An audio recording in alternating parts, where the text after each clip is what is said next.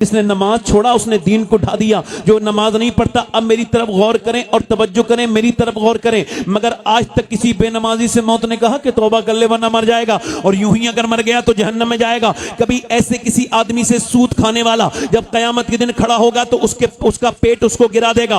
पेट बड़ा होगा, जिस्म छोटा होगा, पेट उसका तवाजुन, उसकी तोंद बिगाड़ देगी। ये खड़ा होगा, बैठेगा, खड़ा होगा, गिरेगा, गिरेगा, खड़ा होगा, गिरेगा, खड़ेगा, यही तक होता रहेगा। अहले मैशर पूछेंगे ये कौन है तोंद वाले? पूरे मैदान में तोंद वाले हैं, इनकी पेट बड़े बड़े हैं, ये कौन जलील लोग हैं? तो फरिश्ते कहेंगे ये सूद खाने वाले हैं। अब सुनो, सूद खाना अपनी मां के साथ जिना करने से बुरा काम है,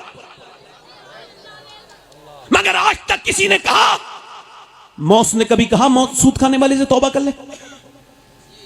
कभी कहा? बोलो कभी कहा? किसी ऐसे आदमी से जो अपनी मां के साथ बदतमीजी करता है, अपने बाप से साथ बदतमीजी करता है, जो बाप से जबान लड़ाता है, उससे कभी मौत ने कहा, बताओ जरा दिल पे हाथ रख के मुझे, मौत ने कभी कहा तौबा कर ले वरना इसी हाल में मर गया तो जहन्नम के निचले हिस्से में दाखिल होगा? कभी कहा? बोलो कभी देखा किसी बदनिगाही करने वाले को, किसी गाली देने वाले को, किसी को कि वो मौत से पहले बदला हो? ऐसा देखा? उसको किसी ने 2 दिन पहले फरिश्ते ने आके कहा नहीं नहीं नहीं, कभी देखा? अब सुनो, हो सकता है मेरी पूरी तकरीर भूल जाना, मगर अपने मोबाइलों के स्टेटस पर ये स्टोरी लगाना जो गौसुल आजम की स्टोरी है, ये फरमान लगाना जो गौसुल आजम का फरमान है। फिर मेरे साथ दोहराना है सबको। गौसुल आजम फरमाते हैं मौत तुझे हाल बदलने नहीं देगी। जरा मेरे साथ दोहराओ, मौत तुझे हाल बदलने, खड़े हुए लोग भी बोले मौत तुझे हाल बदलने, जिस हाल में मरना चाहता है उसी में जीना शुरू कर दे। नहीं समझे, नहीं समझे, नहीं समझे, जिस हाल में। ए बच्चे चलो उधर जाओ, उस तरफ बैठो, उठ जाओ जल्दी, बेटा उठ जाओ, मेरे बेटे उठ जाओ, जाओ एक तरफ बैठो। मौत तुझे हाल बदलने, अब बोलना नहीं बेटे, इधर देखो, सुनो। ए बेटा सुनने आए हो, इधर देखो, सुनो, बस बोलो मत, बोलना नहीं। मौत तुझे हाल बदलने, जिस हाल में मरना चाहता है उसी में जीना, जीना, जीना।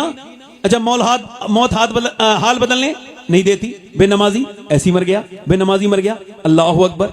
अब आप उसके बारे में क्या बात कर रहे हैं वो एक अलग बात है। सुनिए, 22 साल का नौजवान है, दिल्ली में फिल्म थिएटर में, आजकल नौजवान लड़के, हमारे गांव के भी मैंने सुना है, खूब थिएटरों में जाते हैं, थिएटर में फिल्म देख के निकल के बाहर को जा रहा है। 22 साल का नौजवान, 6 एप्स हैं उसके, बेहतरीन, कड़ियल, अच्छा बेहतरीन सेहतमंद आदमी है, जा रहा है। उसने ऐसा सोचा नहीं है कि ये उसकी जिंदगी की आखिरी सफर है, उसकी जिंदगी का।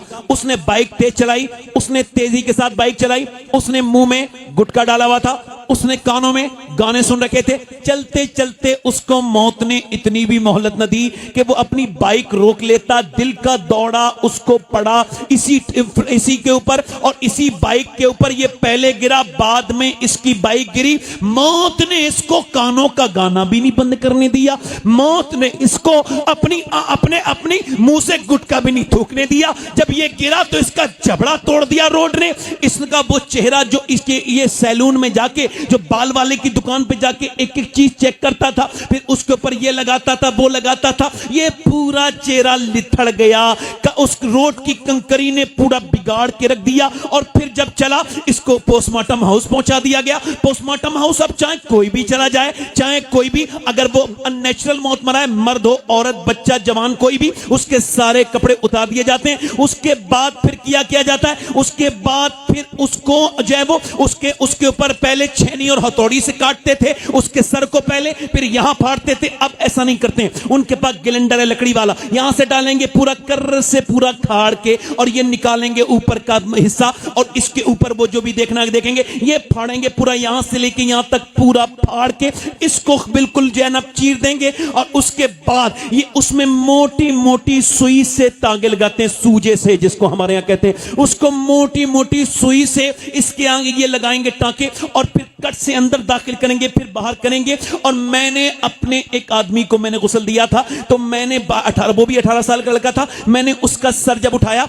और मैं गुस्ल देता हूं, अल्लाह का शुक्र है कभी मुझे मौका मिल जाए और मैं कभी किसी की जनाजे में जाऊं तो कोशिश करता हूं कि मैं गुस्ल करूं। इससे दिल हल्का होता है, इससे दिल से गुनाह की आदत खत्म हो जाती है, दिल सख्त हो तो नाज़ मुलायम हो जाता है। मैंने उसका सर उठाया तो उसकी जो हड्डी थी सफेद मेरी उंगली में लगी और मैं रोने लगा। एक साहब ने कहा क्या तकलीफ होती है? मैंने कहा नहीं, मेरे आका फरमाते हैं जब मुर्दे का हाथ पकड़ा जाता है तो मुर्दा कहता है मेरा हाथ आराम से पकड़, गुस्ल देने वाले तेरे हाथ उठाने से मुझे तकलीफ होती है। जब हाथ उठाने से तकलीफ होती है, हुजूर फरमाते हैं जनाजा लेके चलते हैं तो वो कहता है मुझे कब्रिस्तान पहुंचाने वालों जरा हल्के हल्के अपने कदम रखो, तुम्हारे कदम की धमक से मुझे तकलीफ होती है, तुम्हारे कदम की धमक से मुझे तकलीफ होती है, तुम्हारे कदमों की धमक से मुझे तकलीफ होती है। अल्लाह अकबर। हजरत ईसा अपनी वालदा सैयदा मरियम की कब्र पे गए और जाके बोले मेरी वालदा मरियम अब मैं मुर्दे जिला लेता हूं और तू मेरी माँ है, तुझे देखने का दिल करता है, तू कहे तो अल्लाह के हुक्म से तुझे जिलाऊं। अंदर से आवाज आई ना ना ना मेरे बेटे ईसा, मेरी जब रूह निकली थी मुझे इतनी तकलीफ हुई थी जिसका एहसास मुझे अभी तक हो रहा है।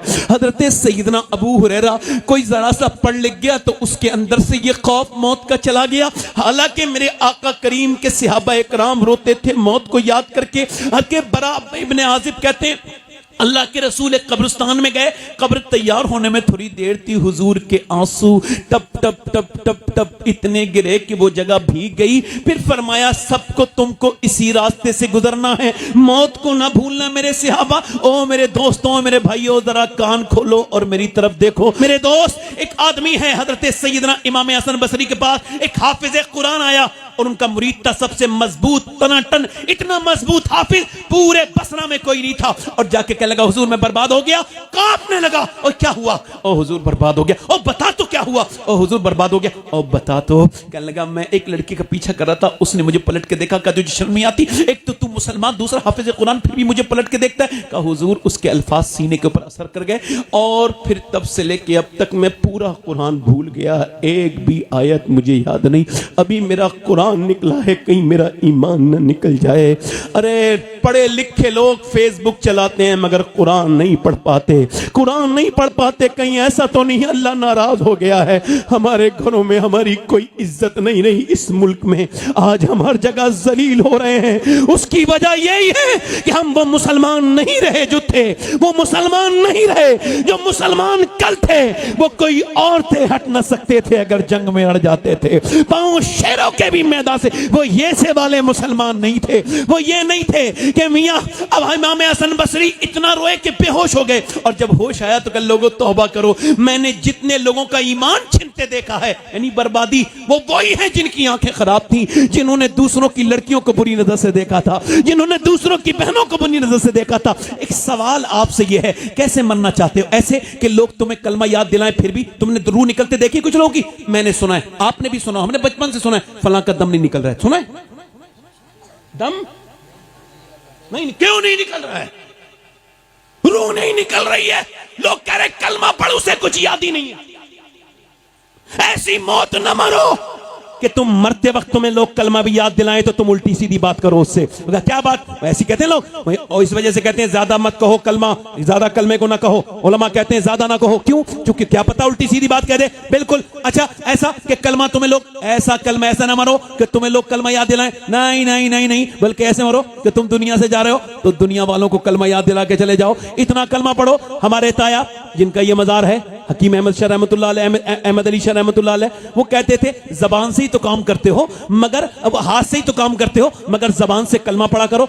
और इतना पढ़ो कि तुम खामोश हो जाओ तो तुम्हारा दिल कलमा पढ़ने लगे। अल्लाह उनकी कब्र पे रहमत की बारिश करे, अल्लाह उनकी मगफिरत फरमाए। आप तो सब ये बड़े बड़े लोग जानते हैं, नए लोगों को नहीं पता होगा।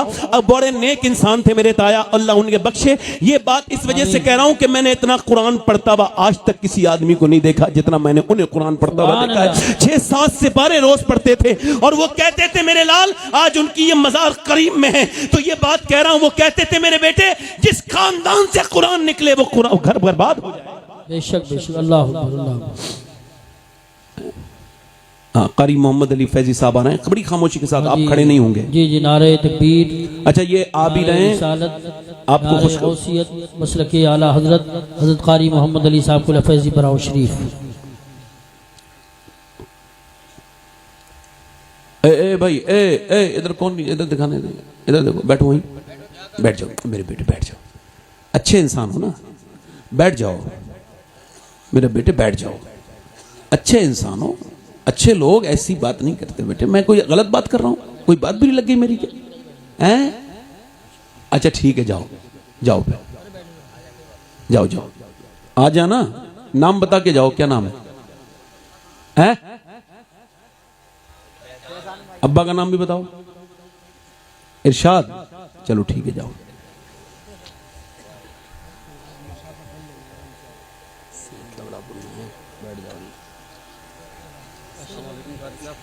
ये कारी मोहम्मद अली फैजी साहब आए हैं, इन्हें आपने इंटरनेट के जरिए देखा होगा, है ना?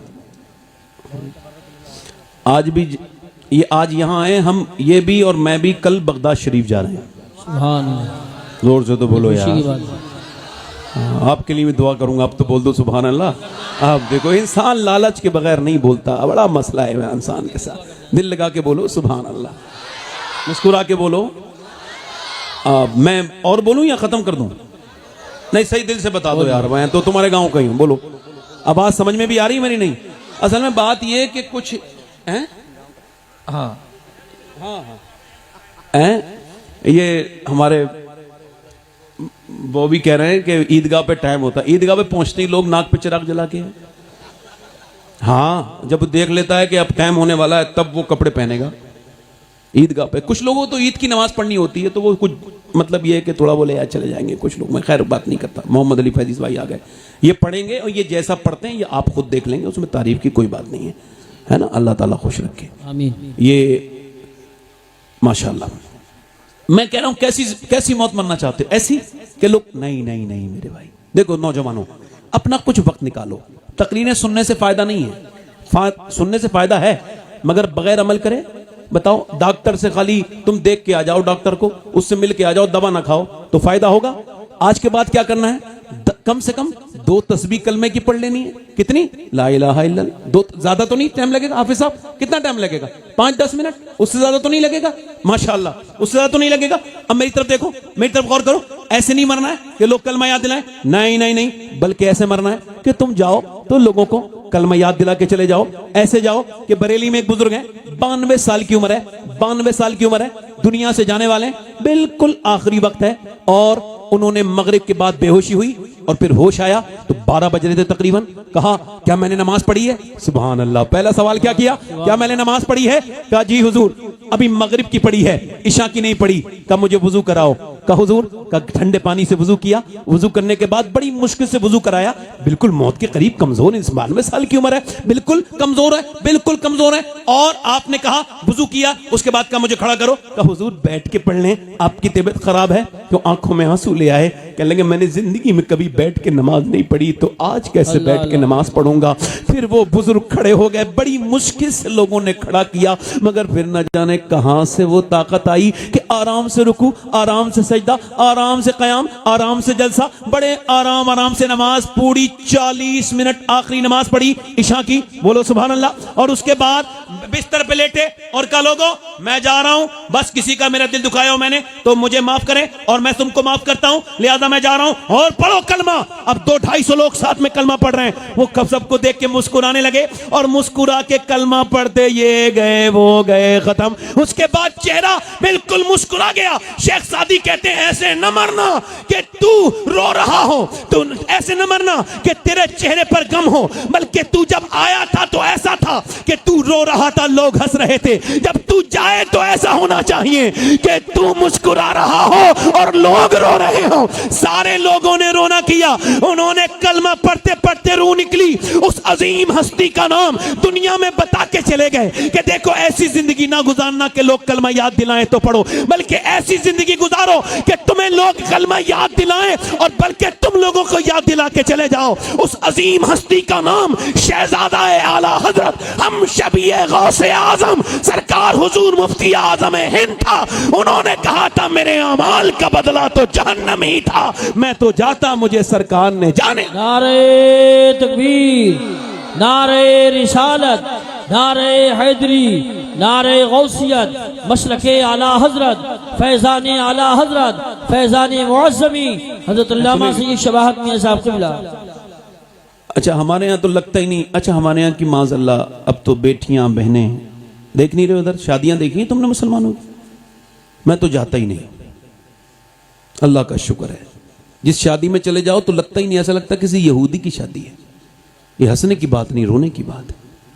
मुसलमान लड़की, अच्छा एक बात मेरी ध्यान से सुनना, बुरी लगे तो इसे बदल कर लेना, मगर बुरा लगती है, अच्छी बात तो बुरी लगती है।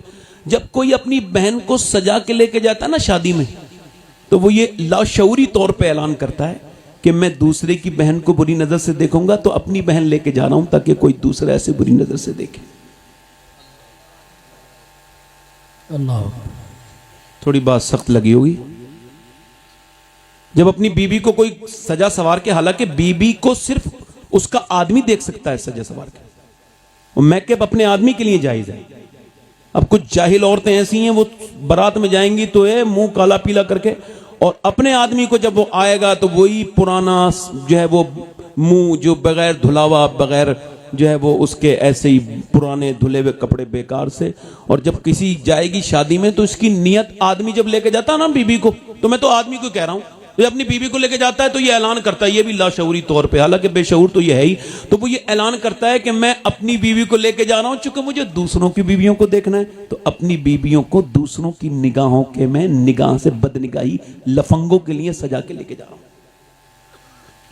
थोड़ी बुरी लग रही होंगी बातें, मगर कोई बात नहीं है, मर नहीं जाती गैरत। बेशर्म है मुसलमान कि बेटियों को ऐसे दुपट्टे सरों पे है ही नहीं उनके। ये किसके घर की औरतें हैं ये बताओ? पूरी दुनिया तो ये कह रही है बेपर्दगी हो रही है। कारी खरार साहब, ये कौन औरतें हैं? कहां से आई हैं ये? बताओ मुझे।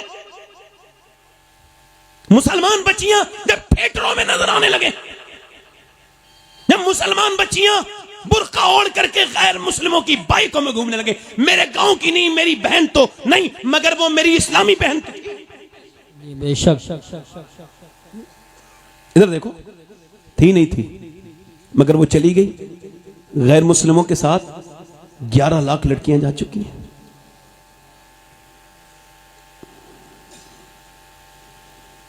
तालीम क्या होती है? तालीम लानत है ऐसी तालीम पर जो मेरे और तुम्हारे घर की हया छीन ले,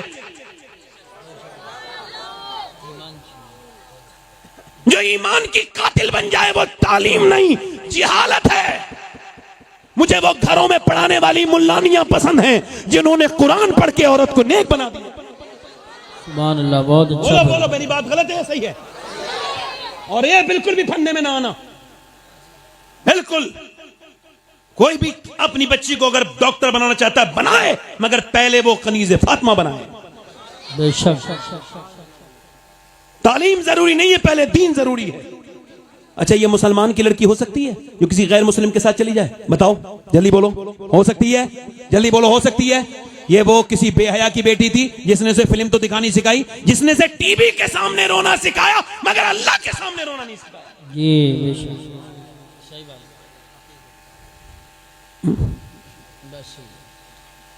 ये मुसलमान है। मैं इन्हें मुसलमान सही मानों में नहीं मानता, बड़ा एहतियात से बोलता हूं, सही मानों में नहीं मानता।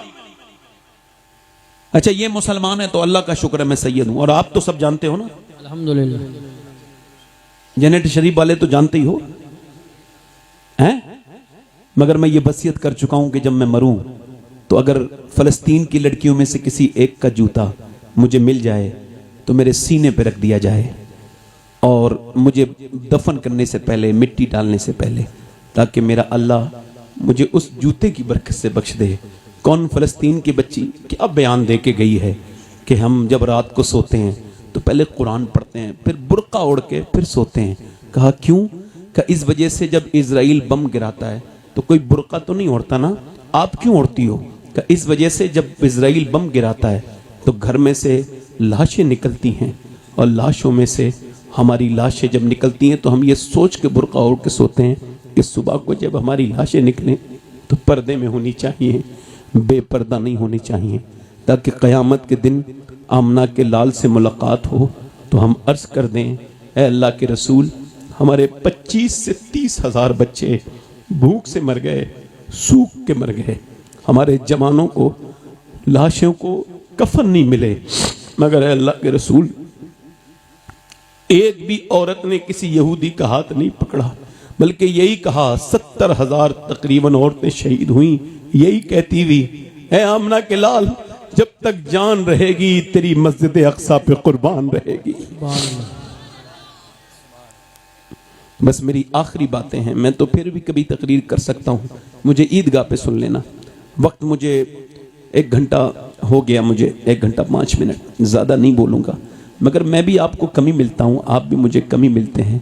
इस वजह से एक बात कर रहा हूँ, अपनी शादी यहूदियों की तरह ना करो।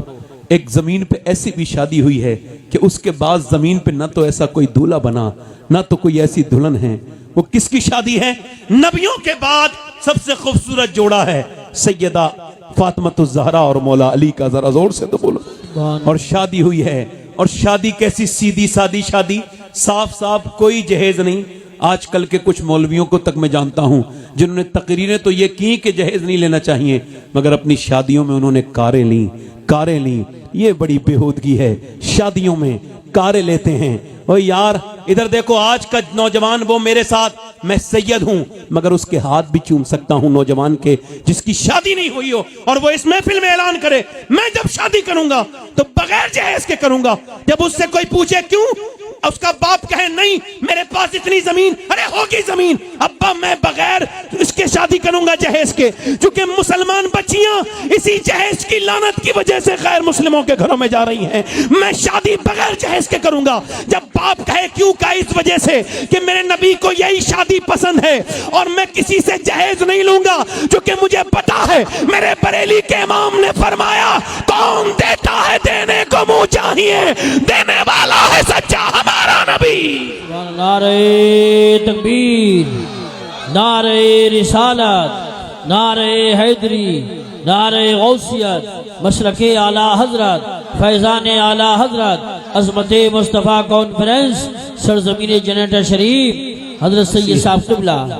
बस मेरे दोस्तों, मैंने पहले ही कहा था हो सकता है आखिरी तकरीर हो, तो सुनो, हुजूर की बेटी दुल्हन बनी है, जरा जोर से तो बोलो सुभान अल्लाह। जमीन पे नबियों के बाद इतना बेहतरीन जोड़ा किसी का नहीं जितना अली और फातिमा का जोड़ा है।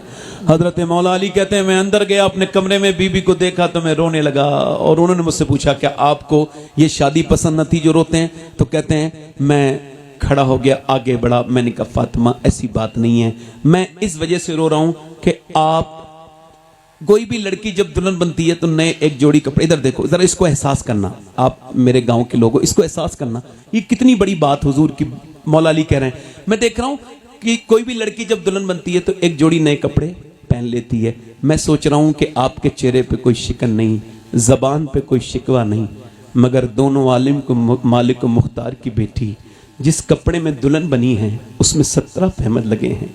ओहो, हजरत अली को देखा तो सैयदा आगे बढ़ी, बड़े बाप की बड़ी बेटी आगे बढ़ी, हुजूर के हजरत अली का हाथ पकड़ा और कहा मेरे सरताज बिल्कुल भी गम न करें।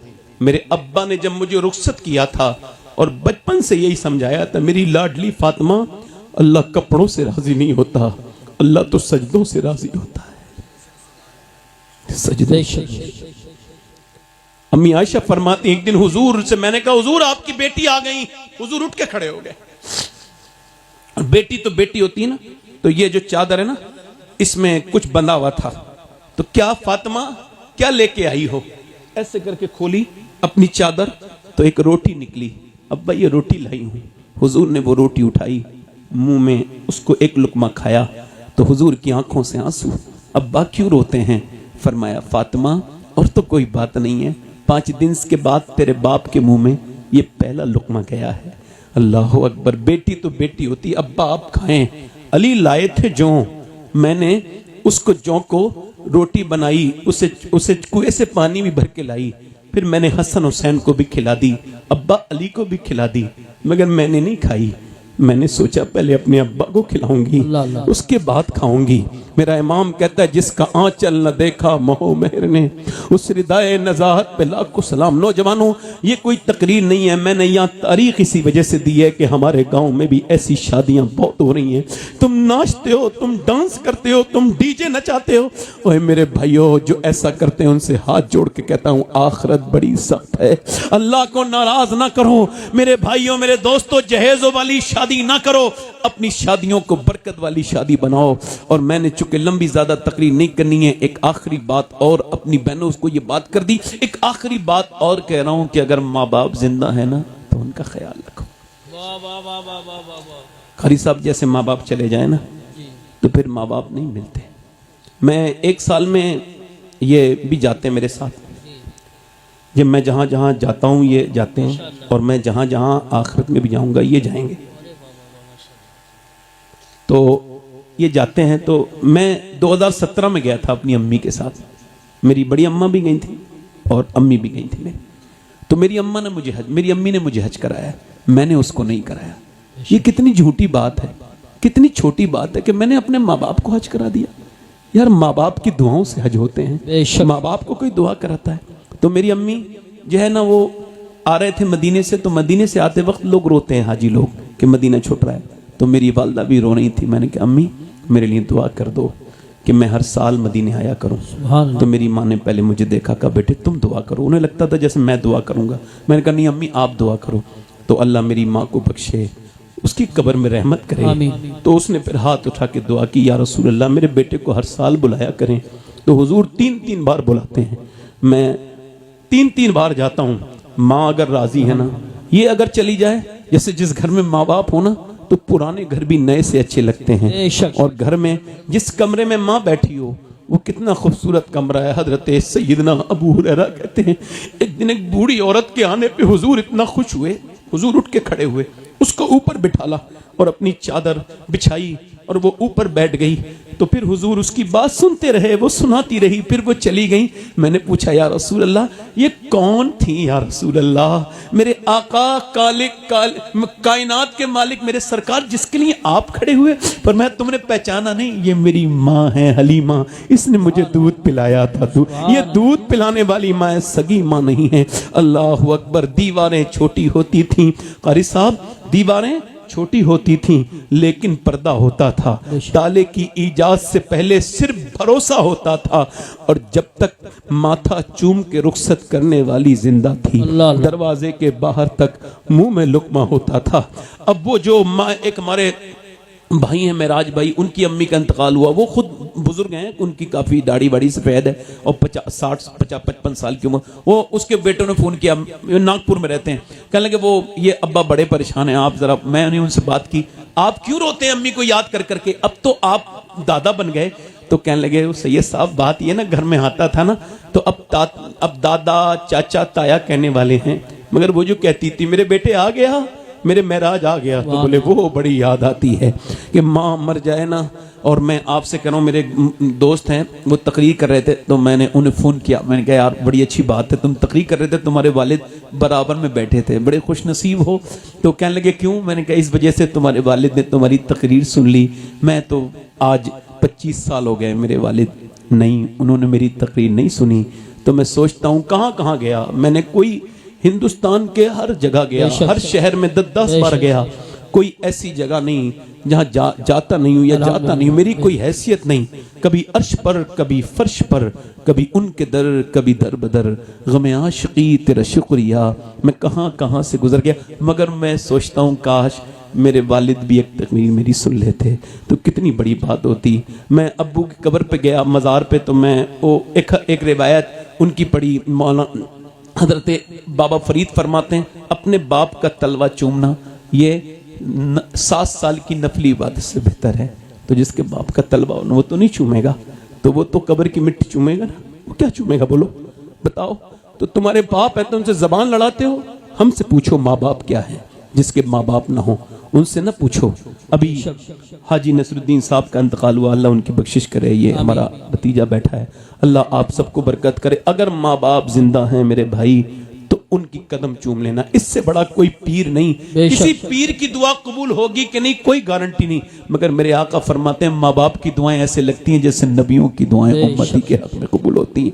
मेरी बात खत्म हो रही है। बस अब ये अपनी एक किफल नाम का आदमी है, ये हमारे कारी साहब हैं, कारी यूसुफ रजा संभली साहब, हमारी लाइन में ये इतने नेक और अपनी वालदा के फर्माबरदार। हालांकि मोहम्मद अली फैजी भाई भी अपनी माँ को बहुत मोहब्बत करते हैं। अब बगदाद शरीफ भी साथ में जा रही हैं। कारी साहब हज करने जा रहे हैं अपनी माँ के साथ।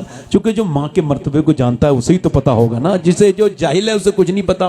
वो इधर उधर जाएगा, मजार पे अजमेर में जाके फोटो खिंचवाएगा, अजमेर में जाके ईद की नमाज पढ़ेगा, माँ के सलाम नहीं करता। अरे तू कहीं भी चला जा, अगर काबे का गिलाफ पकड़ के भी मर जा और तूने अगर माँ का दिल दुखाया है तो तू जहन्नम में जाएगा। और अगर तू अपने गांव में भी मर जाए, माँ बाप राजी है तो इंशाअल्लाह जन्नत में जाए।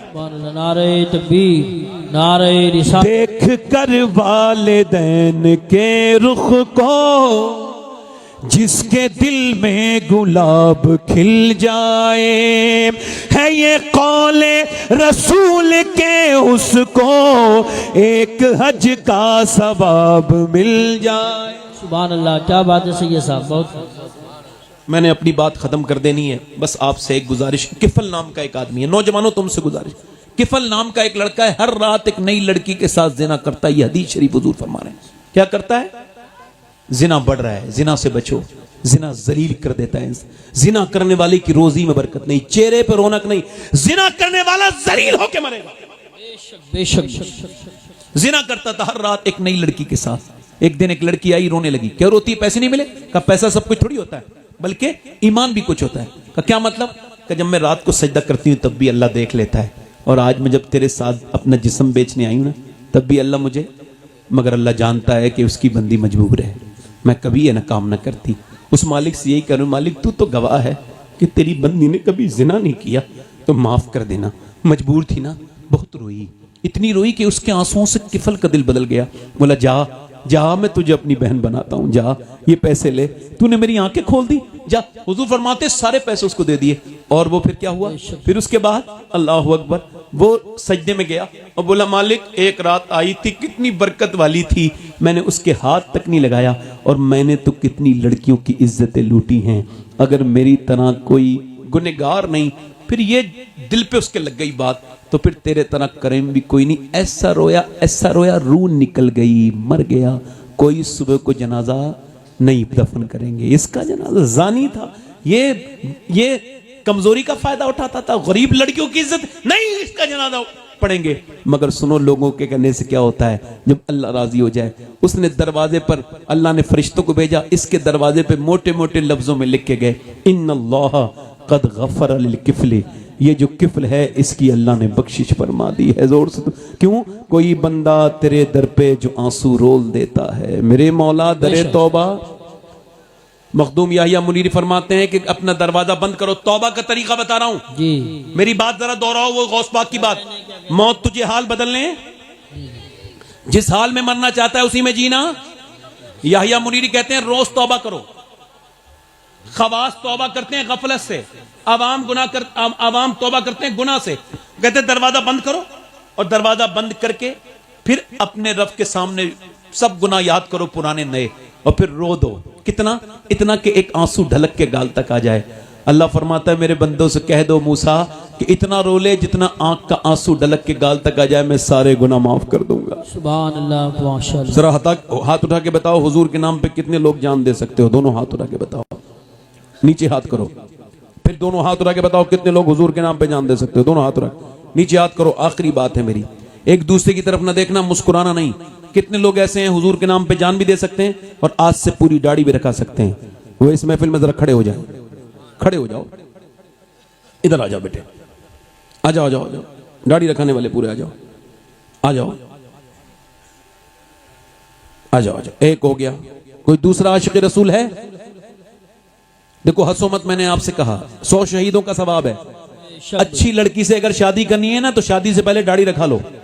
बिगड़ी हुई लड़कियों से बच जाओगे, क्योंकि कोई भी बिगड़ी हुई लड़की दाढ़ी वाला पसंद नहीं करती। दाढ़ी वाला वही पसंद करती है जिसे मदीने वाला पसंद हो। ये एक खड़ा हुआ है हमारा भाई, कोई दूसरा है इसने मजमे में जो सुन्नत रसूल के लिए आ जाए?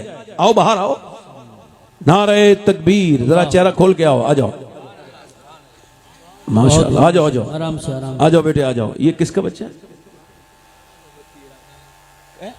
कहां से आए हो? किन के लड़के हैं? हुसैनी मस्जिद। तुम्हारी तो दाढ़ी है, जाओ बैठो, जाके पहले समझो तकरीर, फिर आना। जाओ बैठो, लो एक बार तो मस्तान को तो देता हूं मैं, जाओ वैसे लेके जाओ। 2 हो गए। कोई तीसरा आशिक रसूल है? 100 शहीदों का सवाब है। जैसे ये निकल गए, ये क्या यहूदियों की तरह चेहरे बना रखे हैं, मुंडा मुंडा के खराब कर लिए। सुन्नत है 100 शहीद।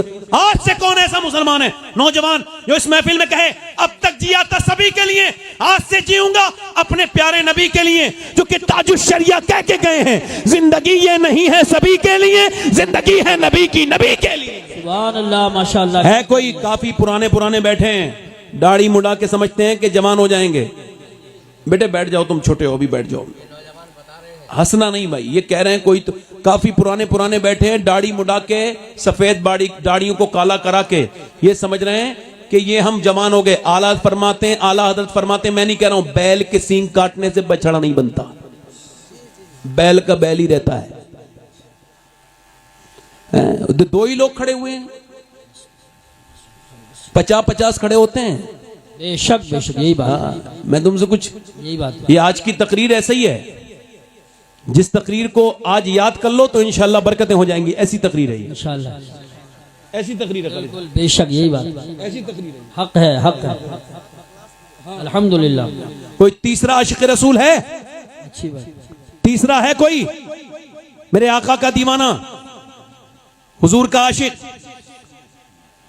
जनेटा शरीफ में, इतने बड़े मुसलमानों के गांव में है कोई नौजवान जो खड़े होके कहे हां बहुत हो गया, दुनिया वालों की तरह जीना, अब हम हुजूर के गुलामों की तरह जीना शुरू करेंगे। सुभान अल्लाह, माशाअल्लाह। क्या पहचान है तुम्हारी?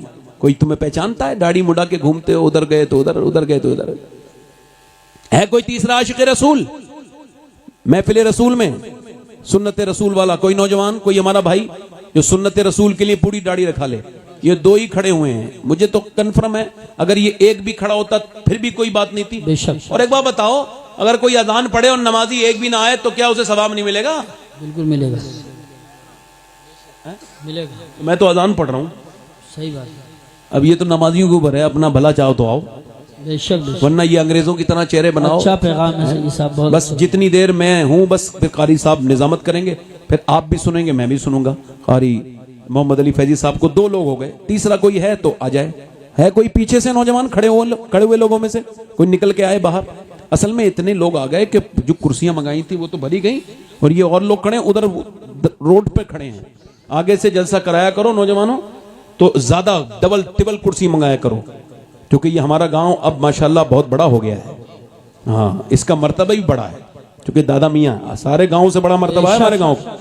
आसपास में कोई इस मर्तबे का गांव नहीं है, इस वजह से कि यहाँ दादा मियाँ आराम कर रहे हैं, मौजम शाह मियाँ आराम कर रहे हैं, है ना। चलो भाई, दाढ़ी रखाना दोनों इंशाल्लाह है, अल्लाह ताला जज़ा दे तुमको। बैठ जाओ, बैठ जाओ बेटे, आगे आ गए तो पीछे मत जाओ, आप खड़े हो जाओ, यहीं पे बैठ जाओ, यहीं पे। जरा हुजूर की आंखों की ठंडक है नमाज। इरादा कौन कौन करता है नमाज का? ये तो कर सकते हो ना नौजवानों। आज से मस्जिदें अगर भरी हो गई तो समझो जलसा कामयाब है अपना। दोनों हाथ उठा के बोलो इंशाल्लाह नमाज का इरादा करते हो? दोनों हाथ उठा के बोलो इंशाल्लाह इरादा करते हो, नमाज पढ़ोगे इंशाल्लाह? बहन बेटी को पर्दे के लिए कहोगे अपनी इंशाल्लाह? हमेशा सुन्नियों के सच्चे मजहब मसलक के आला हदरत पे रहोगे इंशाल्लाह? अल्लाह आप सबको सलामत रखे, बाकरामत रखे। मैं दुआ करता हूँ, मेरी कोई बात बुरी लगी हो तो मुझे माफ कर दो, चूंकि काफी वक्त हो गया, 1.5 घंटा बोल गया मैं। आपको पता तो नहीं चला? हाँ बताओ। ए ए ए ए कहाँ जा रहे हो? हैं? बैठ जाओ, पानी कोई पिएगा नहीं, बैठो। नहीं कोई किसी को भी बुला लो, पानी नहीं पिएगा कोई। हाँ हाँ, जब चाय पिएंगे सब बाद में, वो भी पानी कोई नहीं पिएगा, पानी कोई नहीं। करबला वालों का जिक्र हो तो पानी नहीं। हाँ बैठो आराम से इंशाल्लाह। कोई बात मेरी बुरी लगी हो तो माफ करिए। अच्छा तो ये अच्छा ठीक है, तुमने अच्छा हाँ ठीक है, जाओ भाई जाओ, पानी ले आओ। अरे हंसो मत भाई, तुम हंस क्यों रहे हो?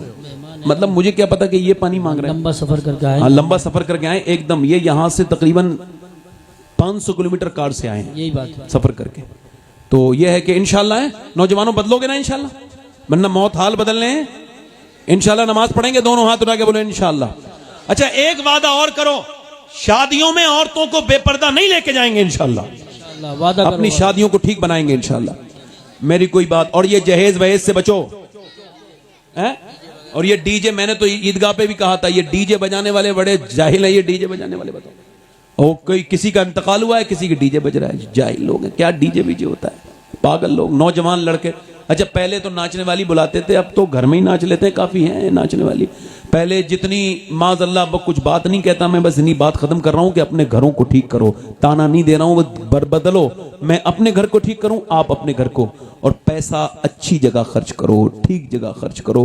जनेटा शरीफ वालों, इतना बड़ा गांव है, अगर हर साल वो लोग हज करने चले जाएं जिन पे हज फर्ज है, तो तकरीबन 100 लोग जाएंगे। बेशक बेशक, हक है, हक है। और हज फर्ज हो गया, हज में जा ही नहीं रहे। बच्चों की शादी करूंगा, इसका मतलब हज करके बच्चों की शादी नहीं होगी। अबे यहूदी है, नसरानी है, तेरा क्या अकीदा है? ये जाहिल है क्या जो तू ये समझता है मदीने जाके तेरा हाल बिगड़ जाएगा? अरे मदीने जाके हुजूर फरमाते हैं, हज इंसान को मालदार कर देता है, और उम्रा और हज ऐसे खा जाता है बेरोजगारी को, जैसे दीमक लकड़ी को खा जाती है। तो